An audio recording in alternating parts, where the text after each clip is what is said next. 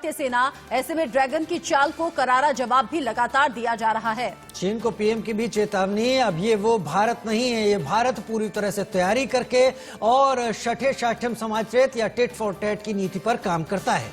ऐसे में 8 दौर की बातचीत जब हो चुकी है, बेनतीजा वो बैठक रही है। आज 9वें दौर की बैठक नए साल में पहली बार हो रही है। हालांकि फिर भी जो जानकार हैं, जो एक्सपर्ट हैं, वो ये कह रहे हैं कि चीन से उम्मीद कम ही रखें तो बेहतर होगा। और इसी बीच बड़ी खबर, एलएसी तनाव के बीच में बड़ी खबर, जब भारत और चीन के बीच में कमांडर लेवल की बातचीत हो गई है। 7 घंटे से ज्यादा वक्त बीत चुका है। मोल्डो में ये 9वें दौर की बैठक हो रही है। सीमा पर दोनों देशों ने हालांकि अपनी तैनाती बढ़ाई है, लेकिन मोल्डो में ये बैठक लगातार चल रही है। और कल बंगाल दौरे की अगर बात करें प्रधानमंत्री नरेंद्र मोदी की, तो उन्होंने चीन को कैसे खरी खरी भी सुनाई, ये भी सुनिए। एलएसी से लेकर के एलओसी तक भारत का यही अवतार दुनिया देख रही है।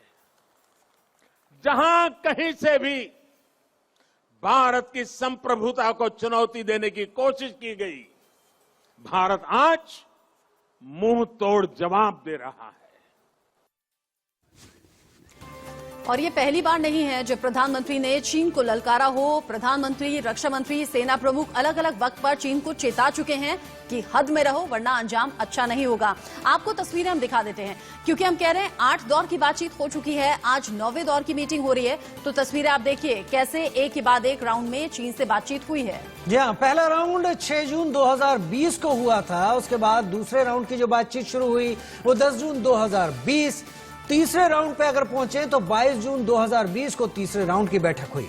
चौथा राउंड 1 जुलाई 2020 को था। 5वां राउंड 2 अगस्त 2020। छठा राउंड 21 सितंबर 2020 और 7वां राउंड 21 अक्टूबर 2020 को हुआ। 8वां 6 नवंबर 2020 और 9वां आज बातचीत 7 घंटे से जारी है।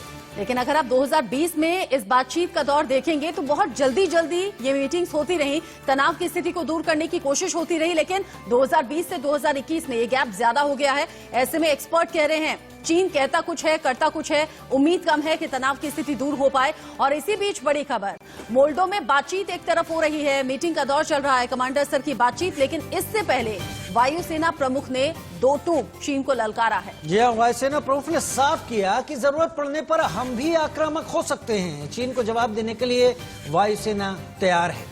हर हिमाकत का जवाब दिया जाएगा, माकूल तरीके से दिया जाएगा। और राजीव, ये बार बार हमने सुना भी है, प्रधानमंत्री के मुंह से भी सुना है, रक्षा मंत्री के मुंह से, सेना प्रमुख के मुंह से, कि हम दोस्ती करने में आगे रहते हैं, दुश्मनी हम अपनी तरफ से छेड़ते नहीं। लेकिन अगर कोई हमें आंखें उठाकर देखेगा, आंखें तरेरेगा, तो फिर उसका जवाब देने के लिए हम सक्षम भी हैं, काबिल भी हैं और जवाब दिया भी जाएगा। बताया जा रहा है कि चाइना जो है वो अग्रेसिव हो सकता है। तो ऐसे में इंडियन एयरफोर्स की तैयारी इस वक्त कैसी है? क्या अभी भी कंटिन्यू फ्लाइंग हो रही है उन सब इलाके में, खासतौर से रफाल फ्लाई कर रहे हैं उस तरफ? हाँ, सब तैयारी चल रही है। अगर वो एग्रेसिव हो सकते हैं तो हम भी होंगे, हमारी तैयारी पूरी है।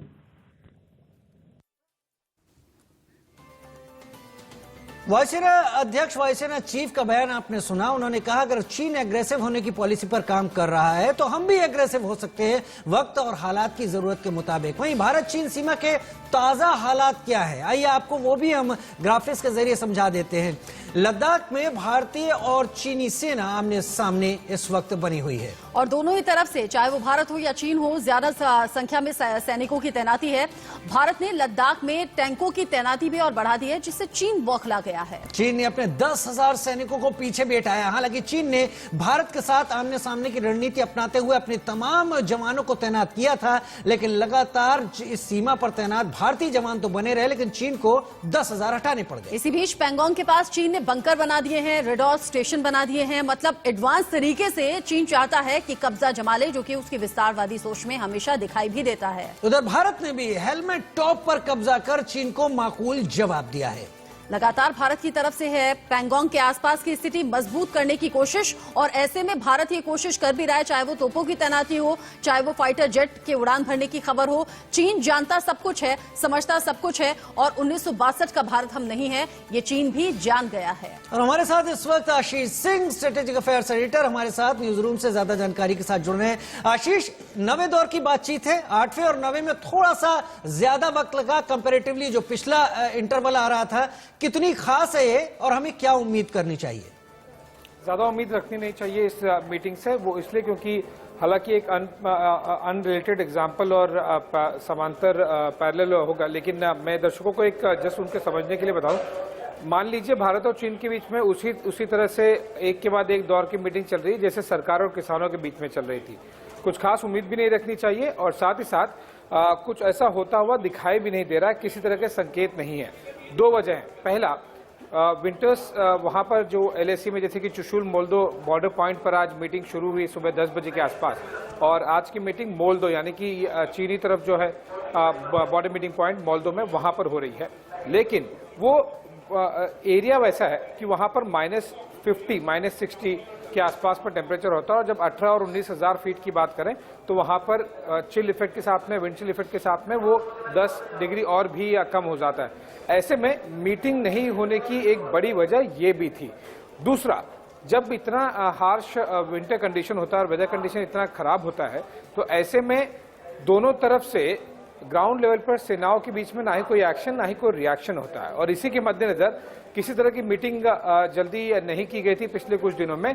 अब इस मीटिंग का अगर हम आगे के पॉइंट ऑफ व्यू देखें तो बहुत ज्यादा संकेत मिलने के आज चांसेस हैं कि फरवरी खत्म होते होते जब विंटर्स का इम्पैक्ट खत्म होना शुरू होगा, तब कौन किस तरह से एक्शन लेगा, कौन रिएक्शन लेगा, इसके संकेत जरूर मिल सकते हैं आज।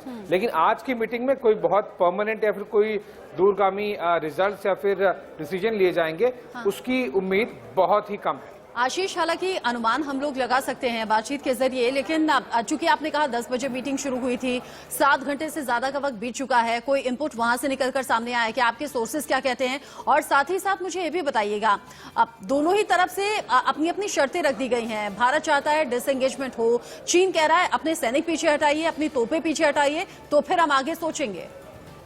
इस तरह की जितनी भी मीटिंग्स हुई हैं वो कम से कम आप मान के चलिए 8 से 12 घंटे के दरमियान चलती हैं। कुछ मीटिंग्स तो लगभग 15 और 16 घंटे भी चली थी। दो वजह हैं जिस वजह से इतनी लंबी होती है। पहला, चीन की तरफ से केवल चीनी जो लेफ्टिनेंट कमांडर होते हैं, मेजर जनरल जो होते हैं, जो उनके कोर कमांडर, वही अकेले डिसीजन नहीं लेते हैं। एक पॉलिटिकल कॉमिसार बैठते हैं जो कि सीधा जो बीजिंग में रिपोर्ट करते हैं और वहीं से कंट्रोल होते हैं, तो इस वजह से ज्यादा समय लगता है। दूसरा, ट्रांसलेशन की वजह से काफी ज्यादा समय लगता है। लेकिन जो आपने मेन प्रश्न पूछा कि किस तरह से चीन की तरफ से बौखलाहट देखने मिल रही है, इतना मान लीजिए कि चीन इतनी जल्दी और इतनी आसानी से पीछे हटने वाला है नहीं।